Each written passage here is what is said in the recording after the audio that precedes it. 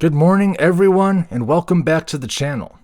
This time I'm going to be sharing more of my worst music opinions in the hopes that I might start a fight down in the comment section. I tried to save my most controversial or my most obscure opinions for this segment, so my first opinion this time is that hardware recording equipment is a total waste of money, unless you're already really good at producing.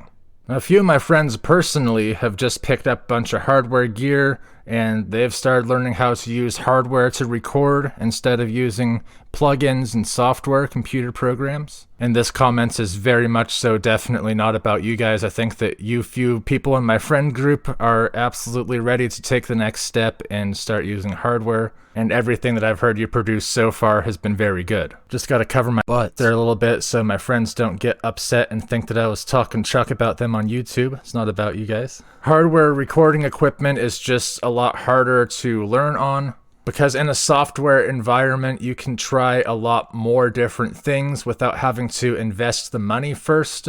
VST plugins are usually very user-friendly and they interface really well with your DAW. So they all kind of play together nicely and you don't have to worry about how to plug everything into each other or plugging the wrong signal into the wrong part and blowing up like a $1,500 rack-mounted whatever. I learned how to produce music using only free software and free plugins, and I did at least a fairly decent job of it. So now that I'm a little bit more experienced, then yeah, maybe it wouldn't be a terrible idea for me to go out and get a few good like hardware compressors or equalizers or something like that. But making that purchase won't do you any good if you don't know what you're doing with it first. The difference in quality between hardware or software recordings, generally the hardware performs better, but you also have to have that in the hands of an engineer who knows what they're doing. Otherwise, you could absolutely create music that does not sound as good technically as somebody who did it using only VST plugins. Okay, on to the next point. Some people tell me that I use too much reverb. And I think they're wrong and they're stupid. Sometimes I'll play my tracks for people and they'll be like, why is this so echoey? Sounds like you're like all the way over there. Just like it's an artistic choice.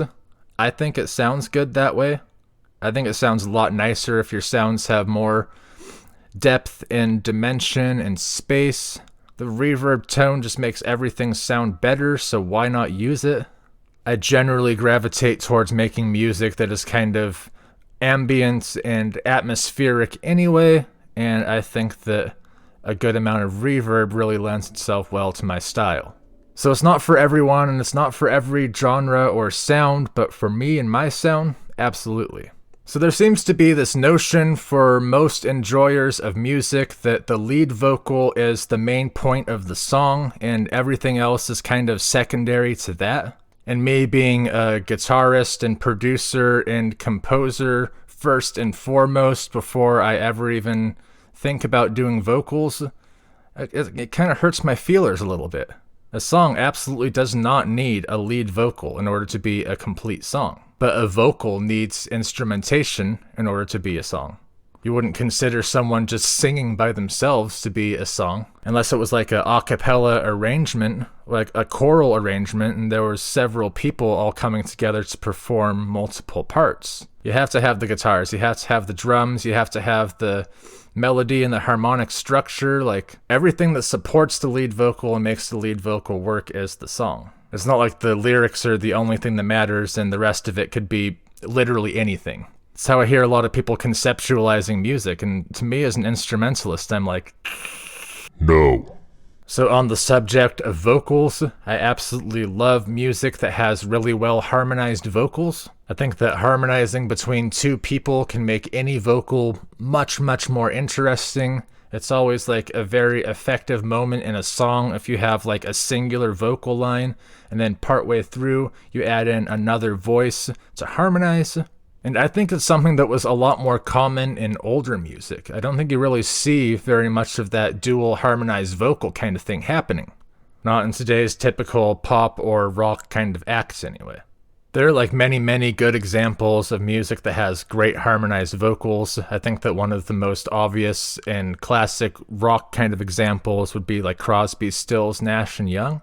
They have some of the most amazing full vocal arrangements I have ever heard in some of those songs. But in the vein of just giving shout-outs to the more obscure music that I like and helping aid you all in your new music discovery, I have to bring up the band Dada.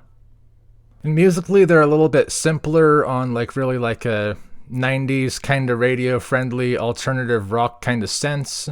There are a few songs where they really do some cool, moody, minor scale kind of vibes, and I'm absolutely living for it.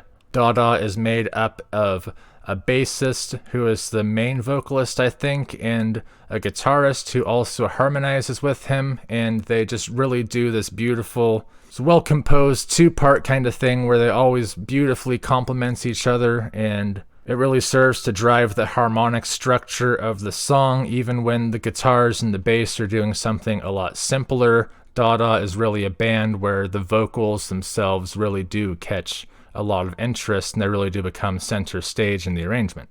So start with their album Puzzle and the song Puzzle from the album Puzzle, and there's also the opening track Dorina, which is also another one of my absolute favorites. And of course, it is all very, very nostalgic music for me. I think that Dada is actually one of the earliest bands that I can remember hearing from my very early childhood. My parents had the cassette tape, and they would play it in the car when we were driving around all the time, and they have become one of my earliest favorites that I still enjoy to this day. That is all for now. Click my buttons, interact with my stuff. I hope you subscribe to the channel if you feel that I am worthy, and I hope you got some value out of this video. Maybe I'll hear from you down in the comments if I made anybody want to fight me with all of my genius galaxy brain opinions. This is a shout out to my sole Patreon supporter, good friend, and frequent musical collaborator, John Johnson. I know you all want to be cool like Johnny too, so head on over to patreon.com/TyWolfMusic and consider signing up for yourself. I would sure greatly appreciate it if you did. And until next time, I hope you have fun out there.